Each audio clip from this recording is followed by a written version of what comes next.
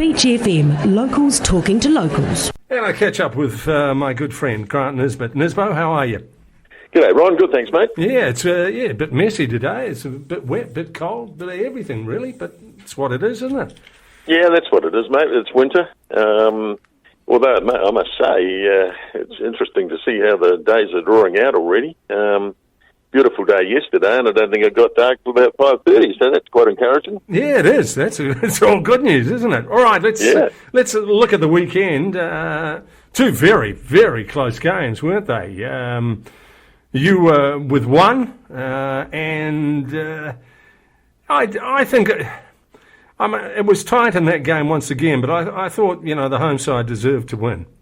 Yeah, I do too. Yeah, and I think most people agreed they did. They were, okay, it was 15-all at half-time, but I think they had created more opportunities. I think the only worrying thing for the Hurricanes at the moment is creating opportunities but not always cashing in on them. They've always been a team a bit like that, always able to breach the defence of the opposition, and it's a question of finishing, and a few times they let themselves down, but they just did enough, and I thought overall they were worth their win. Of course, they'd lost to the Blues twice previously in the season, so it's pretty important to win at home, just so they could really stay in contention. I think the Crusaders are pretty hard to beat in this competition, and I think if the Hurricanes hold any chance, they really need to win in Christchurch this Saturday. Yeah, which is a game that you're going to be doing, which will be pretty good too. Let's be honest here, but they're the best side in the competition.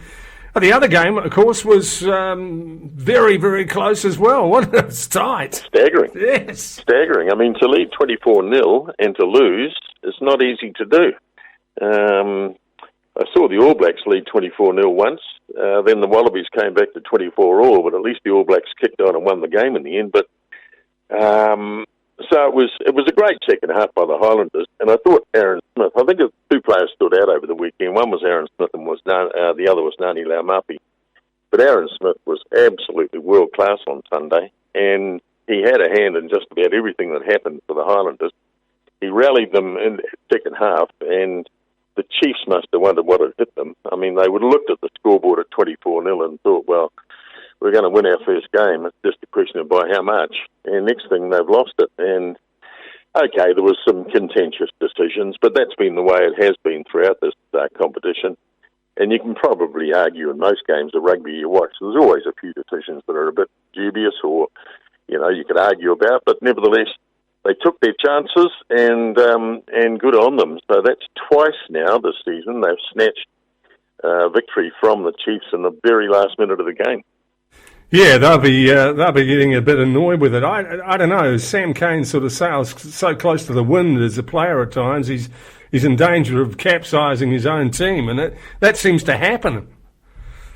It does with number sevens. They're the guys who are probably prone to committing the most offences on the field because they're generally first to the tackle ball, and it's such a grey area.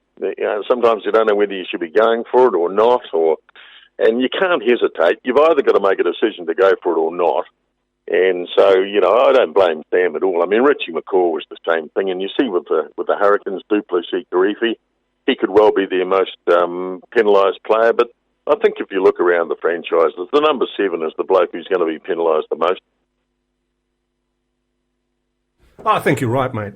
Boy, speaking of Crusaders, which you've got the game this weekend with the Hurricanes, I see David Havili is out for the rest of the season, and flanker Ethan Blackadder is joining an ever-growing list of broken Crusaders. So, boy, yeah.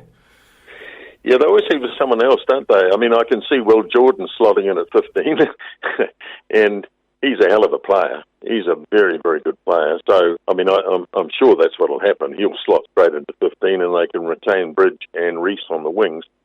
So, while Havili is an outstanding player, and he was really good earlier in the season, probably took a wee while to get going in this latest Aotearoa Super Rugby. But, I mean, they always seem to have somebody who can come in. Yeah, you did right. Yeah, there's no doubt about it. I wanted to... what did you think of the the cricket at the moment. There's none now because of the what we've had around the world. But it looks like New Zealand will be pretty happy about it because they're going to play cricket right throughout the season here before they head away. Yeah, that's right. I mean, things change by the week.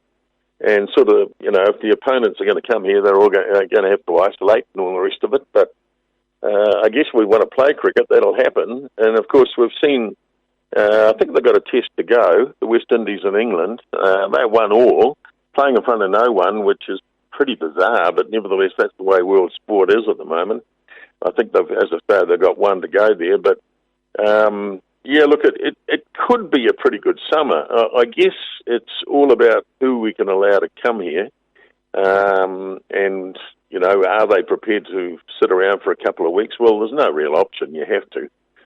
So I guess, if we're talking this time next week, things might have changed again. But at the moment, it looks pretty good. I see where they've banned the World Cup under the T20 World Cup, which was due to be held in Australia. That's understandable given what's happening over there at the moment. And so, it's just another example, I guess. The world of sport is pretty much in turmoil, like the world itself. You're damn right, mate. I don't know how we're going through it, to be honest. Hey. Yeah, well, we seem to have come out the other end reasonably well, but it would only take one slip-up, mate, and we'll be back, well, not quite to square one, but, we've just got to be pretty vigilant, eh? Of course we do. Hey, you have a great week, will you? I'll catch up with you. Good on you, mate. All right. That is my good friend Grant Nisbett here on the beach. 106.3 Beach FM.